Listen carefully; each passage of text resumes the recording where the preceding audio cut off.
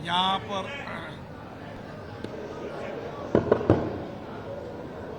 पर पधारे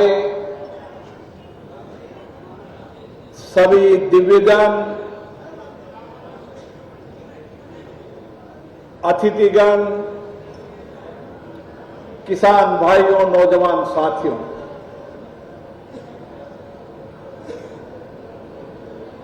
भारत के प्रधानमंत्री माननीय नरेंद्र मोदी जी ने देश के सभी दिव्यजन सम्मान की जिंदगी जिए, आत्मनिर्भर हों और उनमें आत्मविश्वास आए। इसके लिए लगातार वो 10 साल से इन दिव्यांगजनों की जिंदगियों को बदलने का प्रयास कर रहे हैं। उनकी कोशिश है कि दूर दराज के अंदर भी कोई दिव्यांगजन है तो उसको किस तरीके से इन सहायक उपकरणों के माध्यम से वह अपनी जिंदगियों को बेहतर तरीके से जी सके। और मैंने इस बदलाव को देखा है।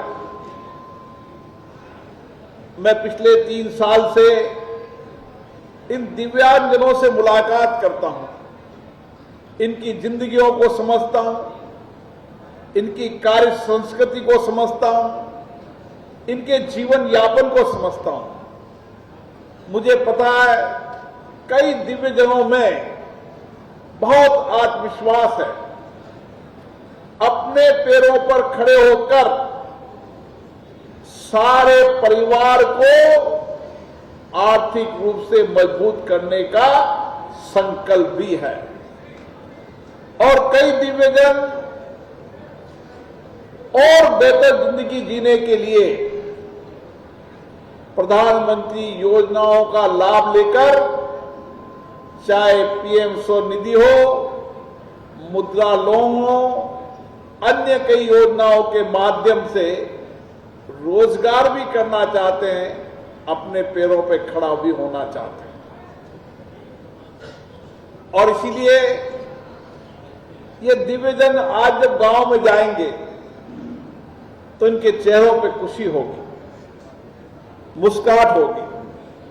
कई दिव्यजन जो 80% से ऊपर है वो मोटराइज साइकिल से जाएंगे, कई दिव्यजन मोटरसाइकिल साइकिल में और साइकिल ठीक बनाकर छोटा मोटा रोजगार कर आर्थिक आत्मनिर्भर होंगे। पीएम स्वनिधि के तहत कुछ ऋण लेंगे, मुद्रा के तहत ऋण लेंगे और अपने पैरों पे खड़े हो सकते हैं। इसी तरीके से साइकिल वाले वह भी गांव में घूम घूम कर छोटा मोटा रोजगार कर सकते हैं।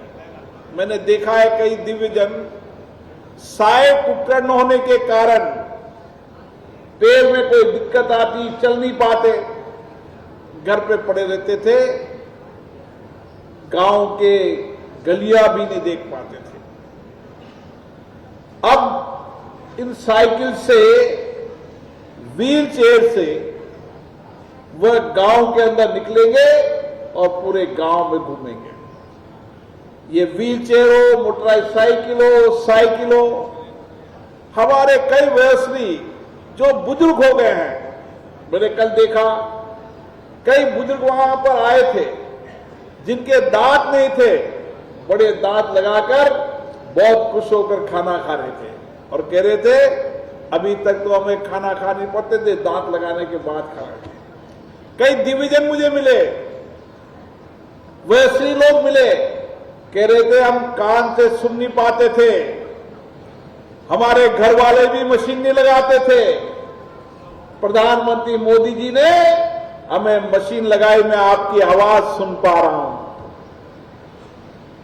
कई वैसे लोग थे जिनके घर पे लेटरिन नहीं थी, उनको कपाट वाली लेटरिन लगने के बाद वह वहां पर आराम से सुबह का नित्य क्रिया कर सकते हैं। कई दिव्यजन थे जिनके पास बेत नहीं थी, पुरानी लकड़ियों की थी, ये बाबा पकड़े हैं बेत, अब नया बेत लेकर जाएंगे। कई आंखों से ब्लाइंड थे, उनकी इलेक्ट्रिक छड़ी लेकर जाएंगे। कई के कमर दर्द रहती थी, कमर की बेल्ट लेकर जाएंगे। कई आंखों का चश्मा नहीं था, दिखने में दिक्कत थी, आंखों का चश्मा लेकर जाएंगे। कई के गले में तकलीफ थी, गले का पट्टा लेकर जाएंगे। ऐसे बहुत सारे छोटे छोटे आइटम जो उसकी जिंदगियों को बेहतर कर सकते हैं, वो सब यहां पर मिलेंगे। और आने वाले समय में मैं कार्यकर्ताओं से एक ही बात का आह्वान करना चाहता हूं। जब हमारी आंखों से कोई गरीब व्यक्ति को देखो और लगे कि इस गरीब की जिंदगी को कैसे बदला जा सकता है, पूरा समर्पण से करो, मेरा विश्वास है उसकी जिंदगी को आप बदल सकते हो। जब आप निकलो, आपको लगे ठंड के अंदर ठिठुर में सो रहा है, दो कंबल उड़ा दो, उसको लगेगा कोई रहनुमा आया है। तपती धूप के अंदर कोई पैदल चल रहा है, चप्पल नहीं है, उसको चप्पल पहना दो, उसकी तपन से बचेगा। कोई बुजुर्ग मिलता है, पढ़ नहीं पा रहा, आप देखो ये पढ़ नहीं पा रहा, इसको चश्मा। कोई गरीब व्यक्ति मिलता है, आंखों के अंदर रोशनी जा रही है, धीरे धीरे जा रही है, उसकी लिस्ट बनाओ, हम सबका निःशुल्क ऑपरेशन कराएंगे। मदन जी तो लगातार मेडिकल कैंप लगाते ही रहते हैं ताकि हर व्यक्ति की जांच होती रहे। अब आने वाले समय में मैंने मदन जी को कहा है, सारी रामगंज मंडी के अंदर अभियान चलाकर हर व्यक्ति का आंख का ऑपरेशन निःशुल्क करेंगे ताकि किसी की आंख न जा सके। हर गरीब व्यक्ति जो सुन नहीं सकता, गांव में लिस्ट बनाओ, हर गरीब व्यक्ति को परमानेंट मशीन देंगे कान की। हर गरीब व्यक्ति जिसका विकलांग है लेकिन 80% का सर्टिफिकेट नहीं बन रहा, पहले उसका सर्टिफिकेट बनाएंगे, फिर उसको मोटराइज साइकिल देंगे। कोई के दांत नहीं है, कोई के कमर में दर्द है, कोई के पैर कटा हुआ है, हाथ कटा हुआ है। कल मैंने देखा साहब, एक बहुत दूर तलवास के गांव का एक व्यक्ति जो सबसे गरीब मुझे लग रहा था, उसने जब पेड़ लगाया और वह जब चलता मेरे पास आया तो मेरे मन में हुआ, उसने कहा मेरी जिंदगी पलट गई, पहले मैं घर से निकल नहीं सकता था, अब आपको चल रहा हूं और ठीक से उठ रहा हूं, अब मैं सारा काम नित्य खुद कर रहा हूं। किसी के हाथ नहीं है तो हाथ लगाएं। ये जिंदगियों को बदलने का काम है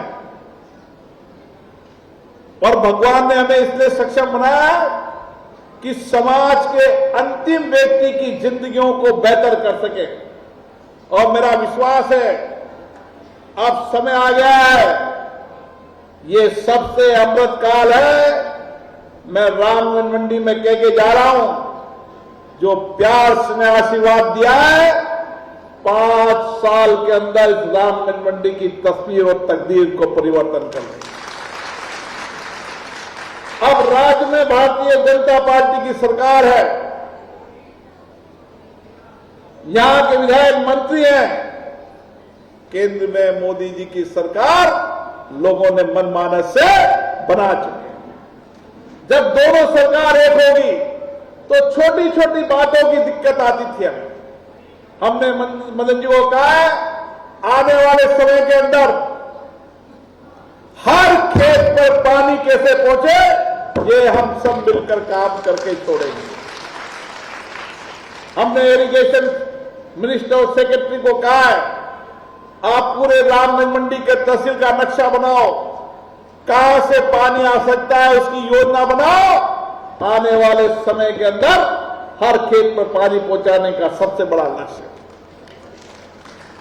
आने वाले समय के अंदर बेहतर रोड कनेक्टिविटी हो, यह हमारा लक्ष्य है।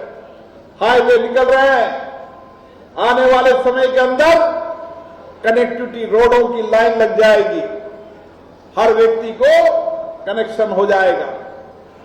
रोड हो और विद्यालय के तो मंत्री मदन जी ऐसे, यहां के विद्यालय प्राइवेट विद्यालय का बच्चा भी एडमिशन के लिए लाइन लगा के रहे, सरकारी विद्यालय में रहे, ऐसे विद्यालय रहे और उनमें भारतीय संस्कृति की शिक्षा मिले, नैतिक शिक्षा मिले, ताकि वह आने वाले समय के अंदर राष्ट्र और देश के गौरव सम्मान को बढ़ा सके।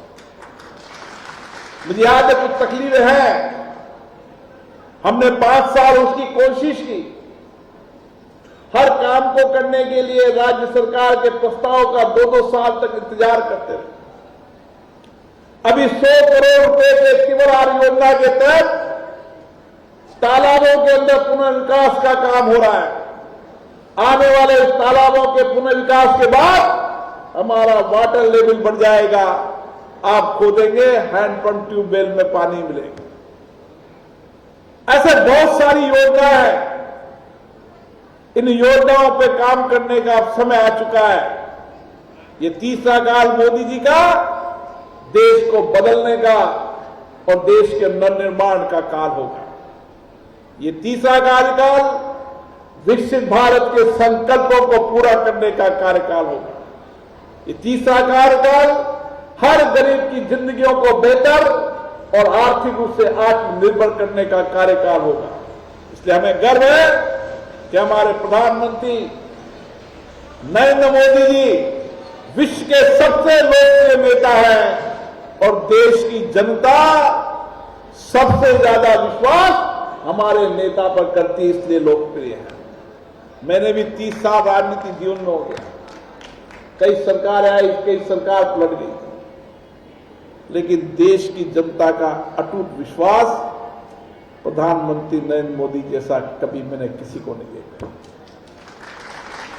देश के किसी भी कोने में चले जाए, किसी भी प्रदेश में चले जाए, महिलाएं मुझे पकड़ लेती थी, चाहे मैं दार्जिलिंग के गांव में गया तो उन्होंने कहा मोदी जी को मां को ध्यान रख दो, मां का मोदी जी को ध्यान रख। शब्द क्या है? मेरे मोदी जी का ध्यान रखना। और उसने कहा मोदी जी का सारा परिवार है, पूरा देश परिवार है। और मैं विश्वास के साथ कह सकता हूं, मैंने 5 साल के अंदर संसद में विधेयक पारित होते देखे हैं, जो शायद आजादी के बाद इस देश के पुनर्निर्माण को, इस देश की विरासत और संस्कृति के साथ गुलामी को समाप्त करने वाले विधेयक है, जो आने वाले समय में एक नया अध्याय लिखेंगे। कभी सोच सकते थे? किसने सोचा? हम अंग्रेजों के जमाने के आईपीसी को लेकर चल रहे थे कि गृह मंत्री जी ने कहा समय आ गया है, भारत 75 साल हो गया आजाद हुए, अब हमारा बड़ा कानून भारत में चलना चाहिए। ये स्वाभिमान है भारत का।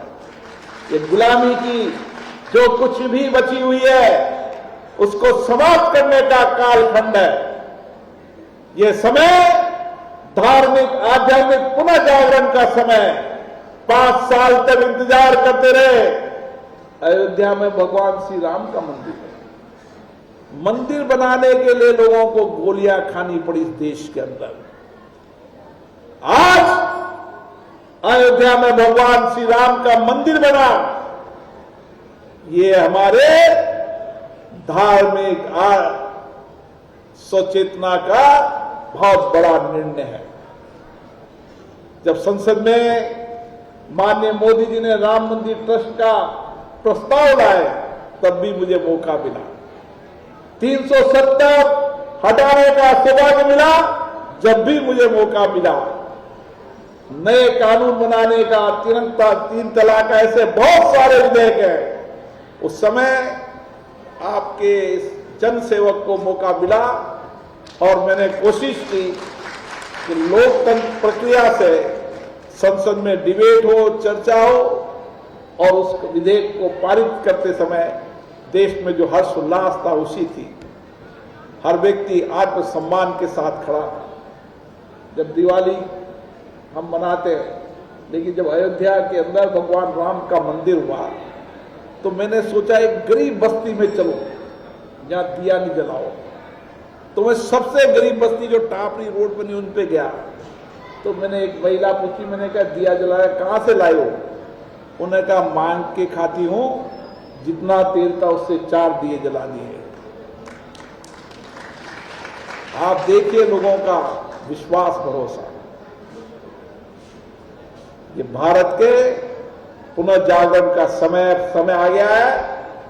हम सब मिलकर इसको आगे बढ़ाएं और हर दिव्यांग वयोशील की जिंदगियों को हम कैसे बेहतर कर सकते हैं, इसके लिए हमें मिलकर काम करना है, साथ मिलकर काम करना है। और मेरा विश्वास है कि आने वाले समय में हर दिव्यांग है वैसे आत्मविश्वास की जिंदगी जिएगा और आत्मनिर्भर होगा, अपने पैरों पे खड़ा होकर परिवार को पालने का काम करेगा और निश्चित रूप से वह आत्मविश्वास के साथ सड़क पर जाएगा।